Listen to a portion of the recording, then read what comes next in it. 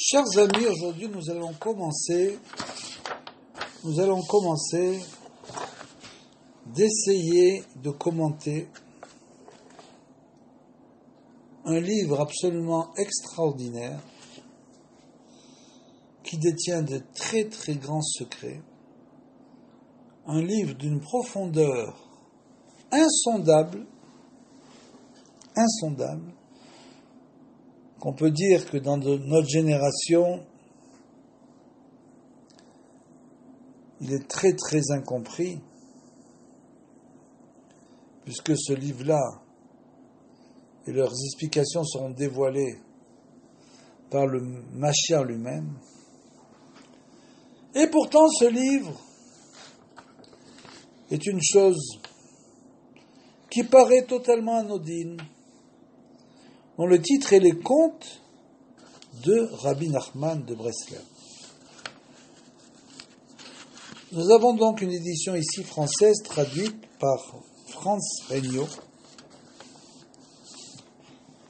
Et donc, il nous explique au début que nous sommes obligés de passer par des introductions, plusieurs introductions, pour essayer de tenter de comprendre dans quel contexte Rabbi Nachman a écrit ses livres et d'essayer de comprendre un petit peu quelle était sa kavana, quelles étaient ses intentions quand il a écrit ce qu'on appelle les contes de Rabbi Nachman. Pour différencier entre la lumière et les ténèbres, le Midrash explique que la lumière fait allusion au ma'asim des tzadikim et les ténèbres à ceux des pécheurs. Puisque ce livre qui a été traduit par les contes de Rabbi Nachman, en français les contes de Rabbi Nachman, c'est bien sûr pas du tout la traduction véritable. Ce ne sont absolument pas des contes. C'est ce qu'on appelle les Sipurei Maasiot. Comme on l'a dit plusieurs fois, toute la Torah de Rabbi Nachman est la seule Torah et unique de notre génération qui est là pour nous enseigner comment nous comporter par des actes, comment agir. C'est une Torah qui est uniquement et essentiellement vouée à l'action. Rabbi Nachman attend de nous que nous fassions des actions nouvelles pour changer notre vie. Nous devons casser nos habitudes et surtout, ne pas être têtu, obtus, mais être prêt à changer. C'est ça la véritable teshuva. La véritable teshuva, c'est de savoir que nous devons en permanence essayer de changer. Ne jamais rester au même endroit, jamais. Et donc la Torah de Rabbi Nachman est remplie de conseils pour changer notre vie et pour avancer. Par exemple, il dit qu'il faut aller au mikvé, les hommes doivent aller au mikvé. Ce n'est pas une obligation. Et pourtant, Rabbi Nachman nous enseigne qu'un homme doit aller, s'il peut aller au mikvé avant la prière, c'est encore mieux. Et même le Baal Shem Tov nous dit que quelqu'un qui va au mikvé avant la prière est considéré comme il avait jeûné pendant la journée. Donc, Rabbi Nachman nous dit que ce mikvé-là a une grande importance. Maintenant, quelqu'un qui ne va pas au mikvé tous les jours, il va dire, moi, je n'ai pas besoin d'aller au mikvé, je vais le Shabbat, avant Shabbat. Rêve Shabbat. Et non, Rabbi Nachman nous dit, tu vas changer tes habitudes. Mais j'ai pas le temps, je peux pas, comment je vais faire? Eh bien, tu vas essayer de trouver une solution. Tu demandes à Akadosh Baruch Hu qui t'aide à trouver la solution et tu vas changer les habitudes. C'est ça qu'il nous demande, de changer nos habitudes. C'est ça la véritable teshuva, c'est d'être ouvert à de nouvelles idées, à de nouvelles habitudes, à de nouvelles actions. Et donc, ce qu'on appelle les contes de Rabbi Nachman, les contes, c'est des sipurei maasiot, c'est des histoires maasiot qui mènent à l'action. Ce ne sont pas du tout des histoires qu'on raconte aux enfants, ce sont des histoires qui doivent nous mener à une action, c'est-à-dire qui doivent réveiller quelque chose à l'intérieur de nous. Ce sont des histoires extrêmement profondes qui proviennent de la Kabbalah pure, du Harizal et du Zohar, et que Rabbi Nachman a réussi à contracter en compte, car il a vu, bien sûr, on va l'expliquer justement pourquoi les comptes. Et le mot maasim en hébreu, a un double sens, puisqu'il dit le acte, un maasim c'est un acte, et aussi les maasim, c'est les récits. Donc vous voyez que c'est pas pour rien qu'il a appelé ça sipuré maasiot, c'est-à-dire que c'est en même temps un récit et en même temps un acte. L'enseignement du Midrash est donc qu'il existe différence, comme on l'a dit, entre le jour et la nuit, non seulement dans les actes des gens, mais également dans leurs histoires. C'est-à-dire que entre les tzadikim et les rechaïm, il y a donc des différences dans leurs actes, bien sûr, mais aussi dans leurs histoires, l'histoire de leur vie. Et nous s'assure que dans les dernières générations, bien sûr, les Juifs seraient exilés et tomberaient dans une léthargie profonde. Donc, c'est pour ça que Rabbi Nachman a écrit ces Sipuré Maasiot, car ils ont un pouvoir incroyable de Teshuvah. Si vous voyez quelqu'un qui ne fait pas Teshuvah, ou qui n'a pas envie de faire Teshuvah, ou qui n'a pas le temps, qui ne s'intéresse pas, sans rien lui dire, vous lui lirez les Sipuré Maasiot de Rabbi Nachman, et vous allez voir que vous allez pouvoir ainsi le réveiller la personne. Une chose incroyable. Et donc, comme c'est écrit dans la Genèse, le soleil étant sur son déclin, une torpeur s'empara d'Abraham, tandis qu'une angoisse sombre pénétrante pesait sur lui. La torpeur, cette angoisse, cette obscurité, c'est qu'il a vu à cet instant-là la vision, il a eu la vision des 4 exils. Et donc la chute est symboliquement représentée par le sommeil. Pourquoi tout ça? Pourquoi nous dire tout ça? Tout simplement parce que nombreux sont ceux qui sont tombés dans un profond sommeil. Il y a ceux, bien sûr, qui croient servir Dieu, mais qui en fait ne servent rien du tout, ils somnolent. Ils ont l'impression qu'ils servent véritablement Dieu en allant par exemple une demi-heure à la prière le matin et une demi-heure le soir, et ils s'imaginent servir Dieu et faire le Shabbat. Bien sûr, c'est bien, c'est mieux que rien, ça c'est clair, c'est très bien. Mais il faut quand même, il ne faut pas rêver, il faut essayer d'avancer. Et en vérité, les années s'écoulent. Et que leur reste-t-il à la fin? Des gens qui sont à donner toute leur vie au matériel et finalement qui se retrouvent devant le vide. Il y en a d'autres qui sont si profondément, alors ceux-là, bien sûr, ils ont quand même essayé de suivre les commandements. Ils ont fait les fêtes le Shabbat. Mais ils n'ont pas ils n'ont pas eu vraiment le désir d'avancer vers Kadosh Baruch Hu. Ils ne sont pas allés étudier, ils n'ont pas essayé d'étudier et de comprendre ce qu'il y a au fond de la Torah. Mais il y a une deuxième catégorie, ce sont ceux qui sont si profondément endormis, c'est-à-dire le premier, c'est ce qu'on appelle Astara. En fait, c'est pas tout à fait ça, l'Astara, mais disons que ça correspond à peu près à ça, c'est-à-dire Astara, c'est des gens qui ont un voile devant les yeux et qui n'essayent pas de l'enlever, qui restent dans cet état-là. Et le deuxième, c'est quoi? C'est d'autres qui sont si profondément endormis qu'ils ne savent même plus qu'ils dorment. C'est Astara Betor Astara. C'est un voile avec deux voiles. Donc ceux-là, ils ne savent même plus qu'ils sont juifs. Ils ont oublié qu'ils sont juifs, ils ont oublié Kadosh Baruch Hu complètement.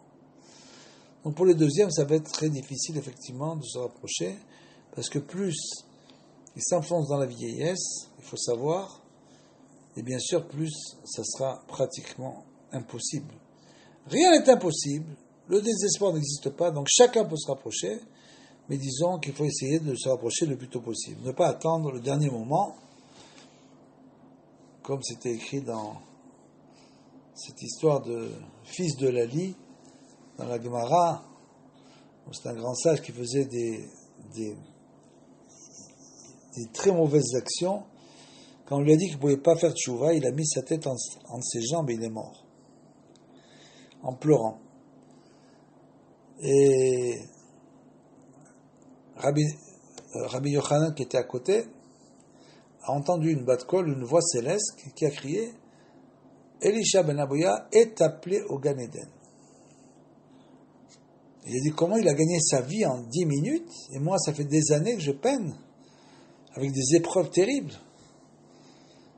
En fait, il avait vraiment fait tchouva, et la mort a fait kapara.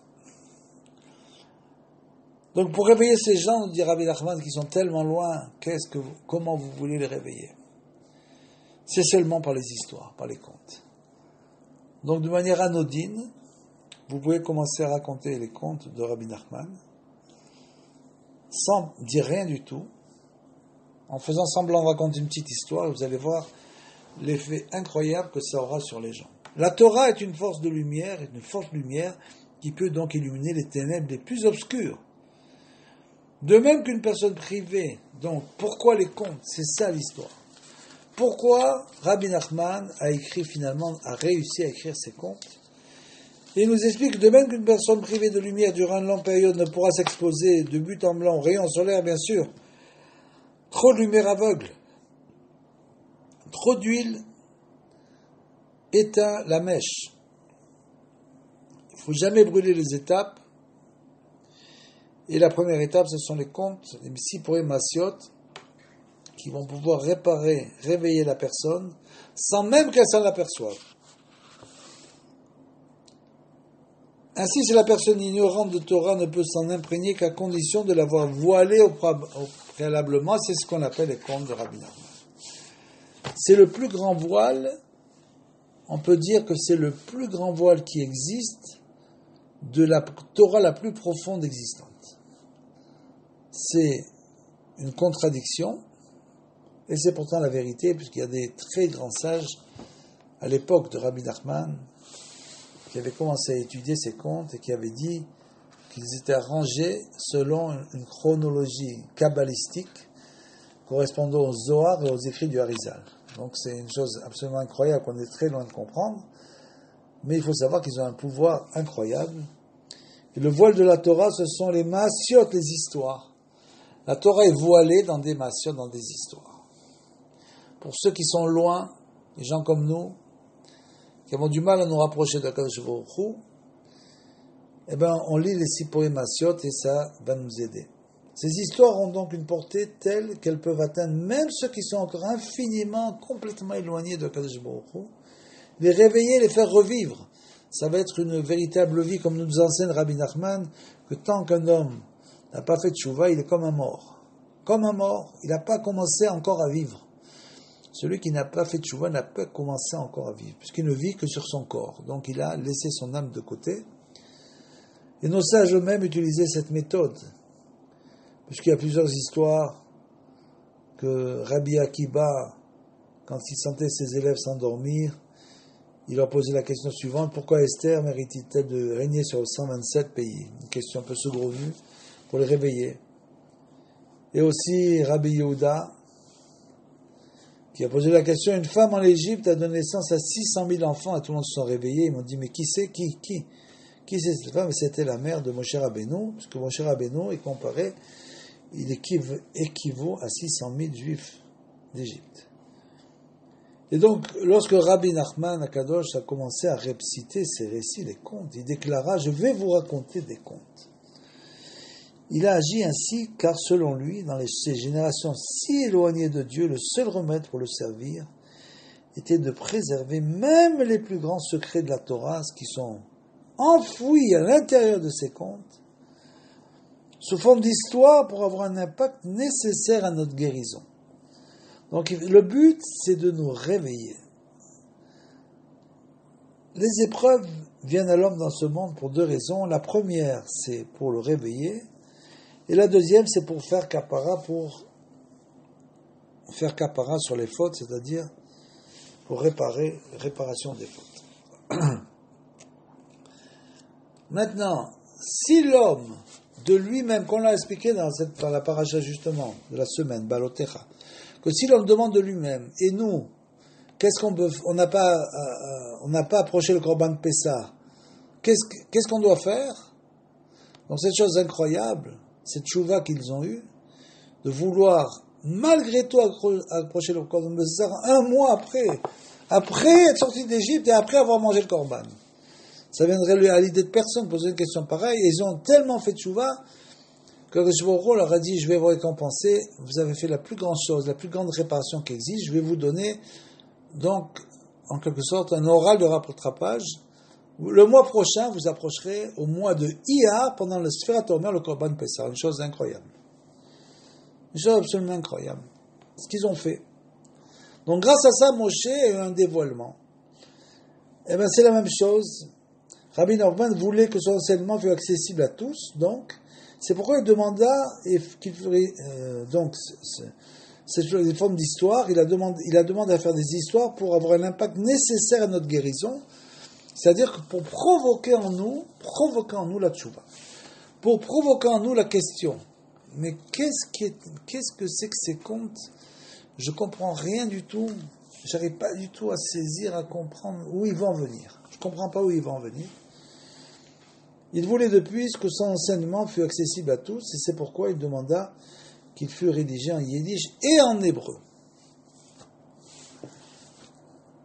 Donc voilà, ça ces contes ont été bien sûr traduits en plusieurs langues,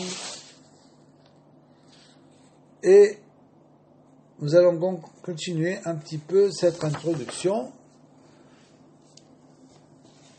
Ce volume, donc, de la traduction des contes de Rabbi Nachman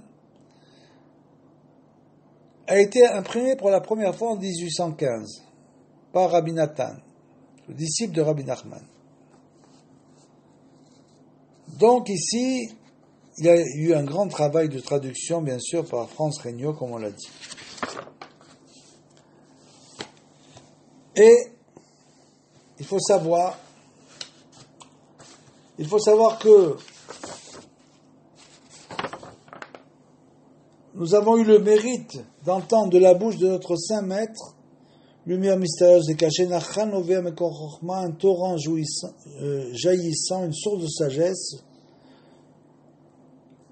du Rabbi Nachman, qui bien sûr est le petit-fils du saint, du Baal Shem Tov. Et donc, Rabbi Nachman a réussi à faire dans ce monde éclairé de sa Torah, pour nous faire vivre en ce jour dans le monde éternel. C'est-à-dire que ces contes nous rapprochent d'un niveau très particulier.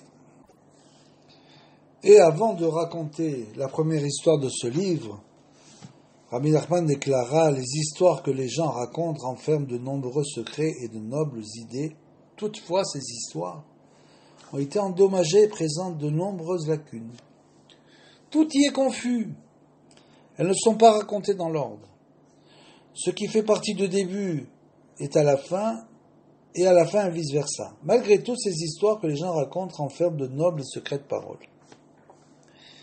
Et justement, le Baal Shem Tov, il est écrit qu'il pouvait, grâce à une histoire, procéder Yehudim, c'est-à-dire des unifications du nom de Hachem, des noms de Hachem, pour faire des miracles, parce que lorsqu'il voyait que le canot d'en haut était endommagé, et qu'il n'était pas possible de le réparer par la prière, il les réparait et les unifiait par le biais d'une histoire. Et Rabbi Nachman parla plus longuement de ce sujet, nous racontant l'histoire qui se trouve donc au début du livre et qui commence par ces mots: en chemin, j'ai raconté une histoire. Il faut savoir que les histoires de Rabbi Nachman sont des histoires totalement inédites et n'ont jamais été entendues auparavant. Bien sûr, celui qui ne comprend pas, qui ne se met pas dans la concentration quand il va lire les contes de Rabbi Nachman, il peut avoir l'impression que ce sont des choses anodines, qu'il a déjà entendues plusieurs fois. Il faut savoir que ce sont des choses qui n'ont jamais été écrites. Lui seul les a racontées avec son cœur et sa sainte conscience, selon son niveau de perception sublime qu'il avait atteint grâce au roi Kodesh, à son Esprit Saint. Et donc une histoire sert de vêtement à un concept plus élevé, plus sublime. Elle est elle-même une vision extraordinaire, une perception d'inspiration divine qu'il a atteinte et vue là où il l'a vue. il est allé nous chercher dans des endroits, comme il dit, où personne n'est jamais rentré en haut, dans des chalotes, des palais où personne n'est jamais rentré. Et c'est là-bas qu'il est allé nous chercher toute sa Torah et ses contes. À l'époque où notre Rebbe a commencé à réciter les histoires, il nous l'a dit explicitement pourquoi il a fait ça. Il a dit, je vais maintenant commencer à réciter des histoires, à vous conter des histoires. Sa pensée était la suivante, puisque mes enseignements et nos conversations ne vous aident pas à vous tourner vers Dieu, béni soit-il, alors je vais vous raconter et vous donner toutes ces histoires. Introduction, première partie. Nous ferons une deuxième introduction et après quoi nous commencerons véritablement le conte de Rabbi Nachman, le premier conte, la princesse disparue.